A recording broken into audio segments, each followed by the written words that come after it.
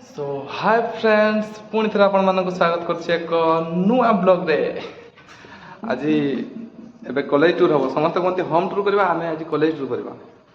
काली पूजा पर तो कई पिला हाते आस्तबेनी पिला जदी आस्तबेनी तो आमे कॉलेज बुल देकी चली आ कुछ नहीं पढ़ा पढ़ी ठीक से होबन नहीं कह होबन आईटी कॉलेज ना किस पढ़ा होछि किस नहीं खाली प्रैक्टिकल बोलो प्रैक्टिकल आउ एबे आमे दे जण से जण गाधौछि मु गाधे सादेछि गाधे सादी के ब्लॉग स्टार्ट कली तो कॉलेज जा देखा के पिला आते नहीं तो कॉलेज सार मैंने समस्त चली आस चलो एवं आम से गाधे सारे जाकि बाहर जाकि कॉलेज आगे आम तले अच्छा मिस्त्री मैंने से नर्सिंग कॉलेज आम आईटीआई कॉलेज नर्सिंग कॉलेज दुईटा जो कॉलेज अच्छी ना से नर्सिंग कॉलेज कम चलती कम कर तो ये 4 मास रही आम यहाँ हॉस्टेल कॉलेज मिस्त्री 100 मीटर चल कैंपस कॉलेज कैंपस भितर ही हॉस्टेल नर्सिंग कॉलेज सबकि से गोटे कैंपस भितर से जड़े ही मनुष्य चलाऊ दुईटा कॉलेज को जड़े मनुष्य चलाऊ जहाँ को आम ब्रदर डाकुचे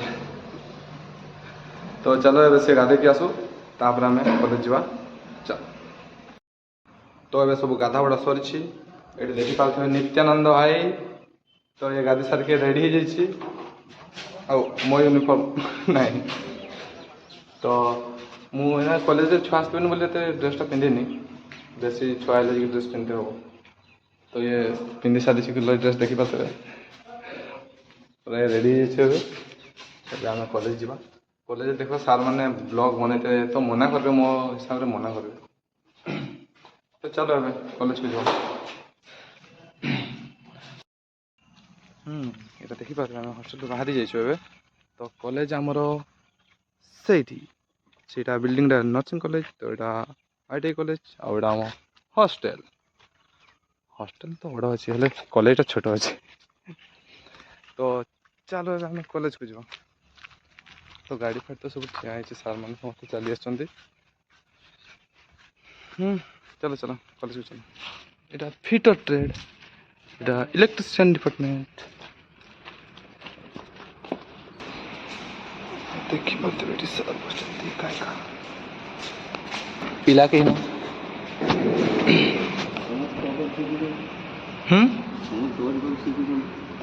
मो पाखर शिखुंट केमती इलेक्ट्रिशियन डिपार्टमेंट सार सार आज्ञा सर आउ जन सेमती कहूँ आउ जन सेमती कहूँ किए आसना किए आसना आसू कि सर आम आसचे ना सेकेंड इयर कहीं आसुना से फिटर ट्रेड तो खुला है से एकला फिटर ट्रेड एका अच्छे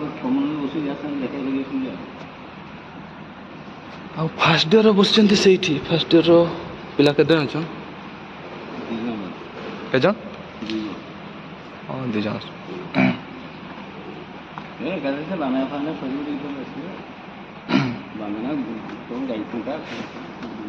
भाईपटा माईपटा सब सारिकी आस बेंगली छुआ के भाईपटा पर भाईपटा कब सर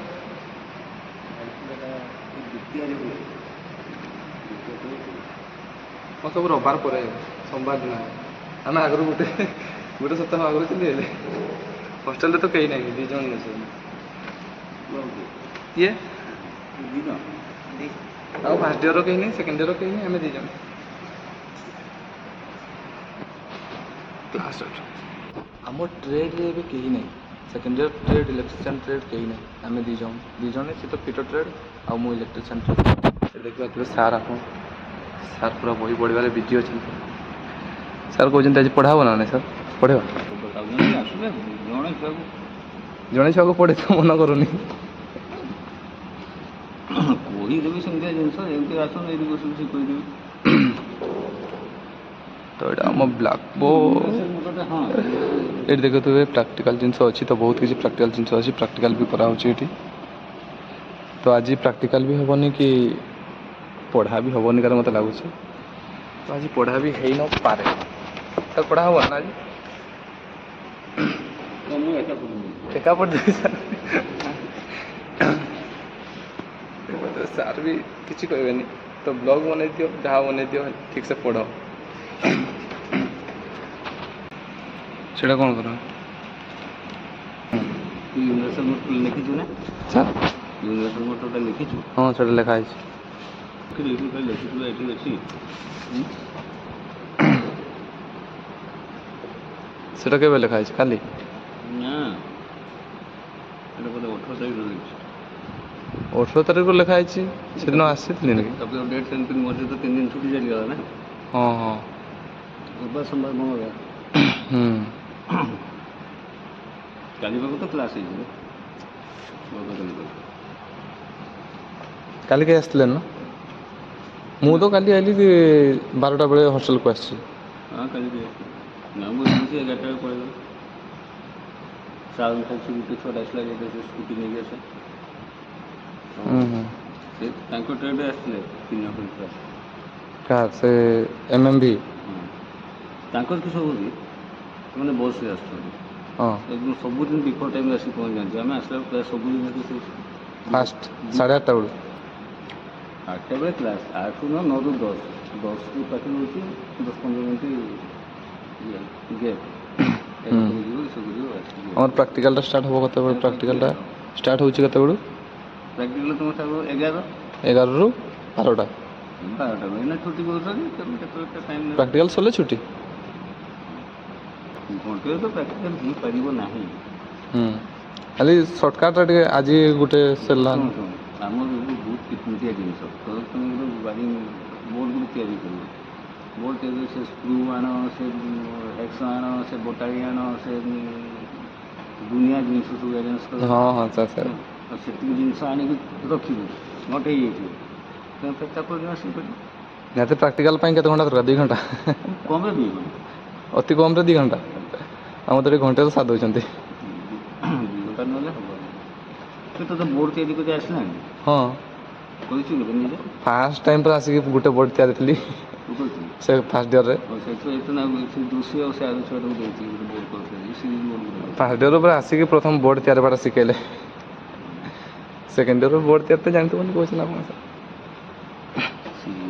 ବୋର୍ଡ଼ ତିଆରି ଆଉ ବୋର୍ଡ଼ କନେକ୍ସନ୍ ସବୁ କିଛି ଫାଷ୍ଟ ଇୟର୍ରେ ଶିଖା ହେଇଛି। ଗୋଟେ ୱାରିଂ କରିବ ଟିକେ ଛୁଆ ଆସୁ 3 ଜଣ ଖଣ୍ଡେ ହେଲେ ୱାରିଂ ଆଚ୍ଛା ସେ ମୋଟର ବିଷୟରେ କହୁଥିଲେ, ସେ ମୋଟର ବିଷୟରେ କିଛି କରାହେଲାନି। ଟିକେ ଗଲନି ଜାଣିଥିଲେ ଖୋଲିକି ଦେଖିଥାନ୍ତେ। ସେ ଏଇ ମୋଟର କରିଦେଉନ, ଏଇ ମୋଟରଟା ଏଇଟା ତ କରାହେବ। ଖୋଲିକି ଦେଖିଦେବେ ଫିଟିଂ କରିବ ଆଉ। ସେ ମୋଟର ଗୁଡ଼ାକ ଖୋଲି ହେବନି ପୁରା।